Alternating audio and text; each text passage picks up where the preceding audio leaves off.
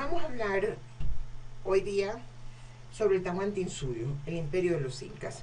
Quiero que ustedes miren el mapa y vean la extensión del imperio de los incas.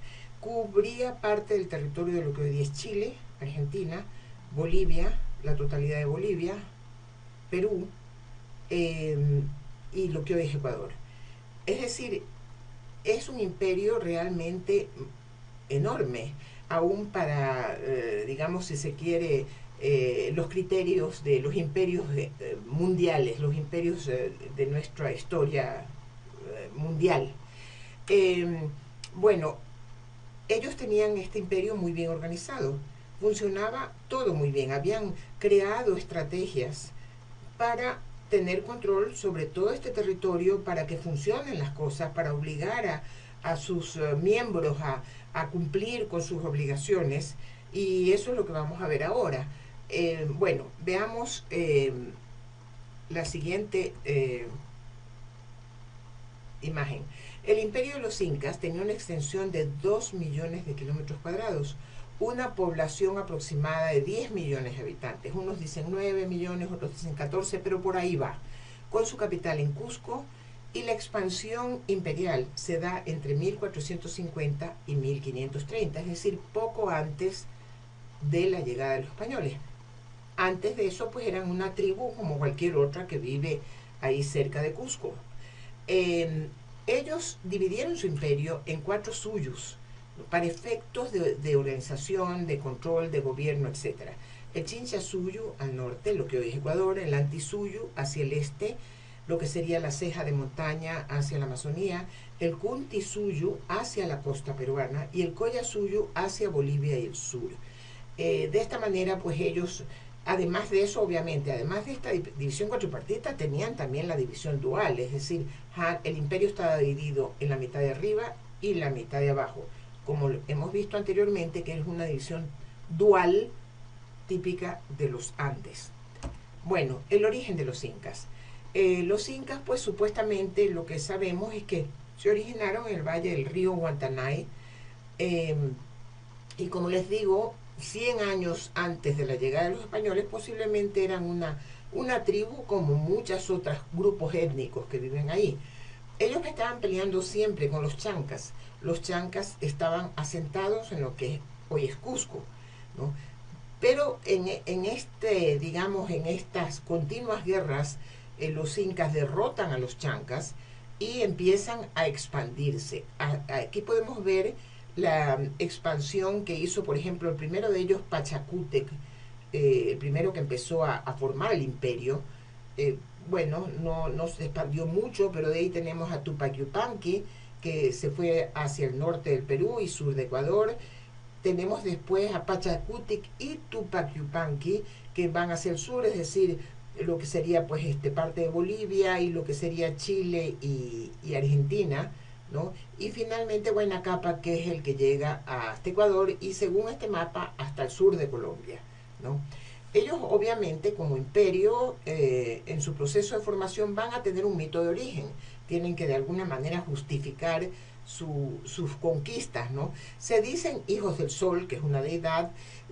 Dicen que nacieron de una pareja de gemelos, Mama Ocllo y Manco Cápac, en el lago Titicaca, aunque hay diferentes versiones de este mito. En otros mitos no es que nacieron de las aguas del lago Titicaca, sino de una caverna que estaba en el valle del río Guantanay, justamente. Y ellos consideran que tienen una misión civilizadora, porque como todos los conquistadores y todos los imperios, ellos van a mirar a los que no son parte de su imperio como bárbaros, como salvajes, y que hay que civilizarlos. Lo mismo hicieron obviamente los romanos y otros imperios de la antigüedad. Bueno, ahora, incas históricos. Hay una discrepancia aquí acerca de cuáles fueron estos incas que realmente podemos decir que existieron. Bueno, el primero sería Viracocha, sobre quien no podemos decir exactamente que es un inca mítico o histórico, pero comencemos desde ahí. Viracocha, que también, déjenme decirles, Viracocha es el nombre de la máxima deidad, ¿no? Del creador del mundo. Viracocha supuestamente tuvo dos hijos, Urcón y Pachacútec. Esto estamos hablando el momento en que ellos van a desplazar a los chancas del Cusco, que los van a derrotar y los van a desplazar. Bueno, de acuerdo a la historia oral que ellos tenían, Urcón no defendió como debía el Cusco del ataque de los chancas. Entonces él fue borrado de la genealogía y más bien su hermano Pachacútec fue el que fue nominado, digamos, el Zapa Inca, o sea, el Inca principal. Eh, Pachacútec fue un inca que civilizador, si se quiere, embelleció el Cusco, hizo esos, esa arquitectura monumental que tanto impresionó a los españoles cuando llegaron. Y luego pues tenemos a su hijo Tupac Yupanqui, que fue el que conquistó hacia el sur y hacia lo que es el sur del Ecuador actualmente. Luego viene su hijo Huayna Capac y este siguió la conquista en el Chinchasuyu y luego viene Huáscar y Atahualpa, que sabemos porque ahí hubo una guerra dinástica en la cual, que es justo cuando llegan los españoles, en la cual Huáscar ha sido derrotado, pero obviamente el imperio está muy debilitado por esta guerra civil que fue muy sangrienta. Ahora, déjenme aclararles algo, o sea, parece ser que no eran raras las guerras dinásticas entre los incas, porque claro, los incas tenían muchas esposas y obviamente muchísimos hijos, ¿no? Entonces había siempre este tipo de problemas entre herederos, quién debía de ser el próximo inca. Así que, bueno, pero en todo caso hay otros historiadores que aumentan esta lista con otros incas como Inca Roca o hay otros nombres ahí, pero yo me limito a esta lista de incas que es aceptada por muchos historiadores, ¿no? Bueno, veamos la organización del imperio. Es un estado tributario, esto quiere decir que ellos demandan tributo de los campesinos, que no, obviamente no son incas. Inca es la dinastía reinante, incas son los parientes nada más, la familia inca, ¿no? Pero como ellos conquistan, pues ellos a dónde van, van imponiendo este régimen de extracción de tributo de los campesinos andinos. Eh, es interesante que ellos también adaptan a sus necesidades antiguas prácticas andinas. No es que ellos crean esto, sino que ellos toman esto para sus propios fines. Por ejemplo, los colonos o los mitmacuna, que hemos hablado anteriormente, que desde miles de años eran enviados a diferentes pisos ecológicos. En el caso de los incas tienen otro fin. Ellos envían mitmacuna o mitimaes, como llamamos nosotros, a civilizar grupos que son muy rebeldes, ¿no? O puede ser que a un grupo rebelde, ¿no? lo exilien y lo manden a vivir al otro extremo para acabar con su rebeldía, porque hasta que ese grupo pues se adapte a ese nuevo entorno le va a tomar bastante energía. La mita era que es un sistema de trabajo rotativo obligatorio de parte de las comunidades de los ayllus, tienen que ceder parte de su fuerza de trabajo cada año. También era una institución que existía desde antes. La división en mitades, ya hemos visto que existía desde muchísimos miles de años atrás. El sistema de seques, que es muy interesante y muy complejo, hay un diagrama. Ahí lo que estamos viendo en ese sistema de seques, que es una especie de, nuevamente, de organigrama para tener control sobre todo el enorme territorio inca. Tenemos pues la división en mitades, ¿no? Hay una mitad de arriba y una mitad de abajo. Hasta el Cusco estaba dividido en el Hanan Cusco, la mitad de arriba, y el Urin Cusco, la mitad de abajo, y lo mismo el imperio, y lo mismo toda comunidad, etc. Tenemos la división cuatripartita, ahí vemos el Chinchasuyu, el Antisuyu, el Collasuyu y el Kuntisuyu. Y luego tenemos estas líneas imaginarias que ustedes pueden ver ahí, que salían desde el Coricancha, que es el templo principal en Cusco, y que atravesaban todo el imperio. Y lo sensacional con esta manera de organizar el imperio es que estas líneas imaginarias pasaban por huacas. El concepto de huaca, del cual hemos hablado, es muy importante en las culturas andinas. Huaca es lo sobrenatural, es lo sagrado. Entonces hay sitios que son huacas, ¿no? Que son sitios sagrados. Puede ser cascada, puede ser un río o simplemente un santuario. Entonces estas líneas imaginarias pasaban por estas huacas, que es una manera, de cierta manera, es una forma de sacralizar las líneas, ¿no? Como pasan por las huacas, por los sitios sagrados, yo no me atrevo a romper lo que está organizando, lo que significa esa línea. Entre las líneas estaba dividida la población en diferentes números de tributarios, ¿no? Por ejemplo, había Pachaca, que era 10 tributarios, al frente del cual estaba una persona que controlaba que esos 10 tributarios cumplan con sus obligaciones. Caracas, que era 100 tributarios, al frente del cual estaba nuevamente una autoridad de mayor jerarquía que controlaba que 100 tributarios cumplan con sus obligaciones. Y el ONA Caracas, que era, digamos, me parece que son 1000 tributarios, y al frente de esos 1000 tributarios habría un representante de los incas con mayor autoridad. Entonces, dentro de cada seque estaban divididos en estos diferentes grupos de tributarios. ¿Por qué hacían eso? No era para complicarnos la vida ni para complicarse ellos, para justamente tener control y saber que estos grupos que están entre estos seques están cumpliendo con sus obligaciones. Bueno, esto es interesante. Los incas fue un imperio multiétnico. ¿Qué quiere decir eso? Que ellos gobernaron, ellos se expandieron, pero ellos gobernaron a diferentes etnias y no pretendieron erradicar la cultura de esas etnias o su identidad étnica, ¿no? Esa no era su intención. En realidad muchos imperios compartieron con los incas esa manera de funcionar, no todos, porque si vemos el imperio español tuvo otra intención, ¿no? De un poco homogenizar a la población sometida. Pero por ejemplo el imperio otomano y otros imperios más antiguos gobernaron sobre grupos de identidades diferentes sin hacerse problema por eso.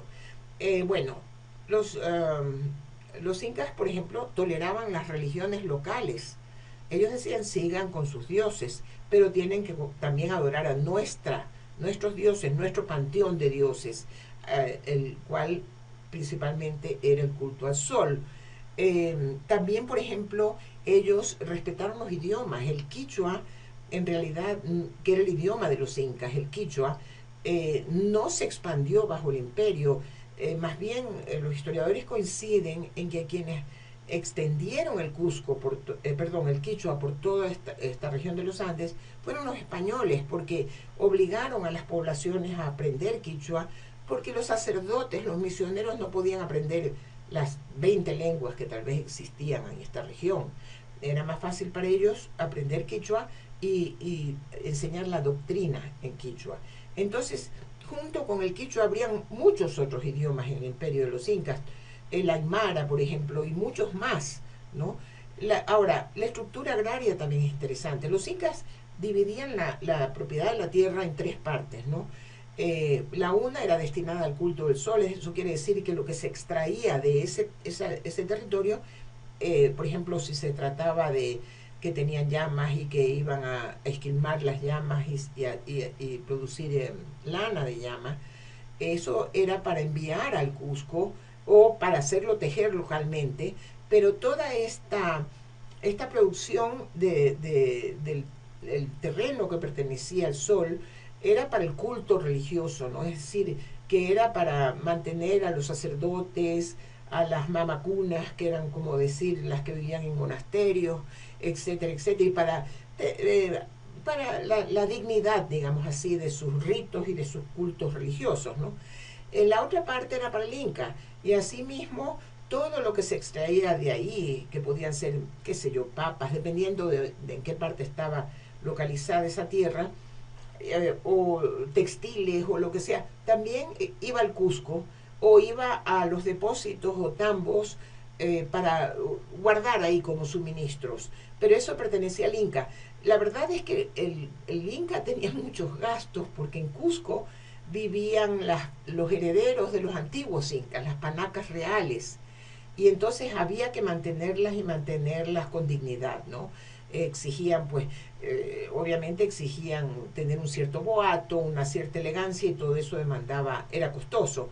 El tercer territorio era para los ayllus, para las comunidades campesinas. Y el tributo que los exigían era el tributo en trabajo. Es decir, no era un tributo pagado en especies, como podría haber sido, ustedes me dan el tributo en papas o lo que sea. No, era un tributo en trabajo. Es decir, que los campesinos andinos tenían que trabajar en la Tierra del Sol, tenían que trabajar en la tierra del Inca en ciertas épocas, obviamente no todo el año, ¿no? Sino para las épocas de cosecha o lo que sea. Y el resto, la producción de su ayllu era para ellos. Dentro del ayllu había también unas ciertas normas que imponían los incas. Por ejemplo, nadie podía pasar hambre. El ayllu tenía que hacerse cargo de los discapacitados, de los huérfanos, de los, en fin, de los ancianos, ¿no? Es decir, no, la intención era de que nadie pase hambre, ¿no? Lo cual les resalto porque fue muy diferente durante el tiempo de los españoles, donde se les exigía a los campesinos indígenas pagar su tributo del mismo territorio del ayllu, de la comunidad campesina, obviamente restándoles parte de su subsistencia.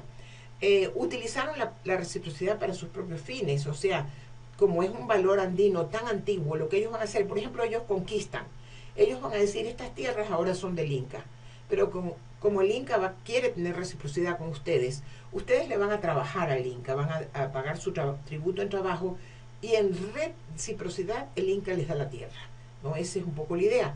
La fuerza de trabajo pues era la mitad, esta forma de organizar el trabajo de manera rotativa, el tributo, los tributarios que tenían que ir a trabajar para la cosecha en las tierras del Sol o del Inca, y anaconas, que era una forma de trabajo que estaba surgiendo y que si no hubieran llegado los españoles a lo mejor hubiera significado un cambio importante en el modelo de organización del imperio. ¿Quiénes eran los yanaconas? Eran indios que ya no querían pertenecer al ayllu, ya no querían pertenecer a la comunidad y querían estar al servicio de un señor inca o de un señor de la nobleza étnica local. Ya no querían ser indios de comunidad. Y los Mitmacuna, estos que hemos dicho, estos colonos que enviaban a cuidar los cocales del Inca, por ejemplo, en la parte oriental de Bolivia, etcétera, etcétera. Bueno, organización del imperio, crearon gran infraestructura, sabemos de los famosos caminos del Inca que recorrían todo el imperio, tenían una arquitectura monumental. Aquí vemos lo que quedó del Coricancha en Cusco, ¿no? Porque obviamente lo que hicieron los españoles es encima de sus templos, de sus sí, de sus ruinas sagradas, construir hay veces iglesias o palacios o conventos o lo que sea.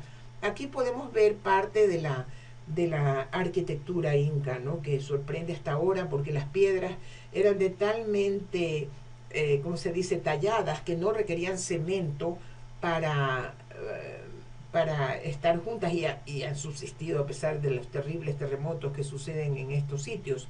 Hemos hablado de los tambos, cada cierto tiempo en los caminos reales había depósitos, que nos indica que los incas eran previsivos. ¿No? Nosotros, nuestra historia colonial y republicana no indica que hemos sido previsivos, hemos planificado para el futuro. Ellos sí, en los tambos guardaban textiles, guardaban granos, todo lo que se necesitara, sea para mantener el ejército o sea para épocas de necesidad, por sequías o lo que sea. Los chasquis era este sistema de correos donde corrían los chasquis, que a lo mejor eran mitayos, obligados a hacer esto, de un puesto a otro llevando las noticias. Dicen pues que Atahualpa comía pescado fresco en Quito todos los días, o sea, traído por los chasquis desde la costa. El sistema de quipus, que sin ser un sistema de escritura, sí era un sistema que registraba gran información. Y hay unos pocos historiadores que dicen, no, esto era un sistema de escritura diferente, pero no podían guardar tanta información mediante este sistema de quipus, que básicamente eran unas cordeles con nudos, y que los que podían interpretar y leer esta información eran los quipucamayos. O sea, no era solamente registro de contabilidad, ellos agarraban su cordelito y podían decir, por decirles, en el cunti suyo hay tal número de llamas o hay tal número de esto. Toda esa información estaba ahí. El culto a los antepasados, por eso ellos tenían que cuidar a los antepasados inca en el Cusco, lo cual era costoso. Hacían momias también, que había en cada ayllu, podrían tener sus propias momias donde tenían que cuidarlas, ¿no? Y las panacas reales, de las cuales ya hemos hablado. la organización imperial. Sistema de cargos rotativos fue típico de los Andes, es decir, por ejemplo, un curaca, ¿no? O una autoridad dentro del ayo era rotativo, era un cargo rotativo, no era de por vida, ¿no? Lo cual es interesante. Aquí no les he puesto, pero también hay que recordar que había una autoridad dual. La mitad de arriba tenía un gobernante o un inca, que era el principal, el Zapa Inca, y la mitad de abajo podía tener otro inca, o podía tener otro curaca, el curaca de la mitad de arriba, el curaca de la mitad de abajo. El parentesco como estrategia política, cuando ellos conquistaban, ellos, por ejemplo, llegaban a lo que hoy es Cuenca, Tubipamba, y hoy podían decir, tráiganme a las vírgenes más lindas, más jóvenes, para casarlas con o el Inca o el Sol. Si las casaban con el Sol, pues tenían que ir a vivir en un convento en Cusco, se convertían en mamacunas, pero si las casaban con el Inca ya eran parientes políticos de estos, pues, en Azuay, por ejemplo, de estos cañaris que eran tan rebeldes. Y cuando uno es pariente político, pues ya como que la palabra mismo lo dice, ya uno es más cuidadoso, ¿no? Los conocimientos astronómicos, como les he dicho, esto de la Vía Láctea, en eso basaron ellos sus conocimientos astronómicos, y de esa manera organizaban las categorías de espacio y tiempo. El concepto del tiempo era cíclico, no era lineal como nuestro, estaba dividido en 5 periodos. En nuestro es lineal, tenemos el pasado, presente y futuro. Ellos no, era cíclico, se repetía.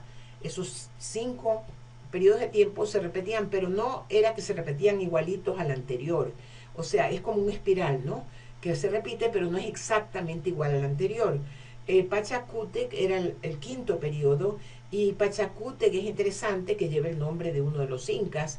Pachacútec era un periodo en el cual podía haber mucho alboroto, mucho caos, si se quiere, pero era una oportunidad para salir de ahí mejorado, es decir, no tenían ellos esta idea nuestra de que el caos, hay que evitar el caos, ¿no? Pachacute, que es un nombre pues que hoy día es muy respetado por los indígenas, su partido político se llama Pachacute, y para ellos justamente la conquista europea fue una época de Pachacute, y actualmente 500 años más tarde también es otro Pachacútec. Bueno, luego aquí les he puesto unos dibujos de este famoso andino, Guamampoma de Ayala, que vivió a finales del 16, principios del 17, y que escribió un voluminoso libro para enviar al rey que se llama Crónicas del Buen Gobierno. Ahí lo que él denuncia, lo que él intenta en ese libro es mostrar cómo en la época de los incas las cosas eran diferentes, nadie tenía hambre, la gente no trabajaba en exceso, no era explotada, no eran violados, ¿no? Porque sí hemos oído ya hoy día sobre todo estas normas de los incas, ¿no? Creo que es no robarás, no matarás, y el otro no me acuerdo cuál es en este momento, pero en todo caso era un imperio ordenado, no era democrático, cuidado, no es que fuera democrático en el sentido de permitir oposición, de permitir que cada uno piense como quiera, no, absolutamente que no, pero nadie tenía hambre, o sea, estaba súper bien organizado. En la primera podemos ver al Inca Atahualpa en Cajamarca, cuando los europeos se encontraron en la plaza de Cajamarca, ahí está el Inca Atahualpa. Acá en el segundo no puedo leer muy bien, pero en todo caso me imagino que es un inca también, y ustedes ven las caras de las personas, hasta la luna se sonríe, el sol se sonríe, porque todo el mundo era feliz, dice Guamapoma, ¿no? Acá vemos el tributo, puede ser un tributo, digamos, un tributario inca, me imagino que textil, ¿no? Está tejiendo algo, y la idea de Guamampoma básicamente era decir, bajo los incas no se les exigía más allá de lo que podían dar, ustedes han hecho eso. Así que bueno, esto básicamente, a más de las lecturas asignadas, les dará una idea de cómo fue este fabuloso imperio de los incas.